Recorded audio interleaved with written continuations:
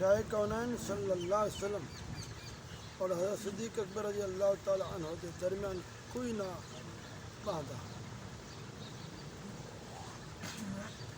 لیکن ایک شخص آئے تو سرکار دو عالم صلی اللہ علیہ وسلم نے ان کو اپنے اور صدیق اکبر کے درمیان بٹھائی تھی۔ اتنا صحابہ کرام رضی اللہ تعالی عنہم کو تعجب تھے کہ کون سی مرتبہ ہے۔ جب وہ بندہ چلا گئے تو حضور نبی کریم صلی اللہ علیہ وسلم نے فرمائے، اے میرا امتی ہے، جب میرے تو درود پاک پڑھ دے تو میں پڑھ دے، اللہم صلی علی سیدنا محمد کما تحب و ترضی علیہ۔ یہ تو معلوم تھا نبی کریم صلی اللہ علیہ وسلم کی عطا کردہ طاقت نال سب کو جان دیں اور ہر ایک عمل کی خبر رکھے دیں۔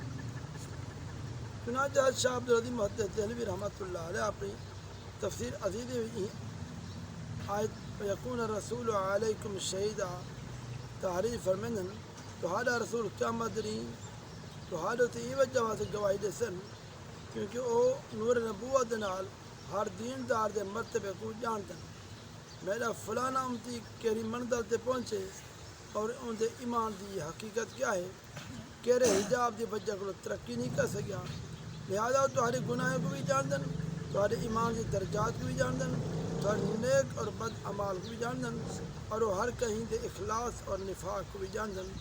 تفسیر عزیزی فارسی سورہ بقرہ 518۔ در نظر بودش مقامات العباد لا جرم نامش خدا شاہد نہاد۔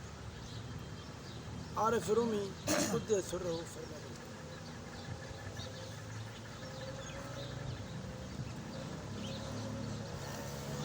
لیکن ایک سال بزرگ محمد بن سعید بن مطرف فرمیدن میں اپنے تے لازم کی تو اتنی مقدار درود پاک پڑھتے سمسا روزانہ پڑھتا رہا، لیکن میں اپنے بالا خانے تے درود پاک پڑھتے بیٹھا ہوں تو میری اکھ لگی ہے، اتفاق نال میری بیوی وہیں بالے خانے میں ستی ہوئی ہے۔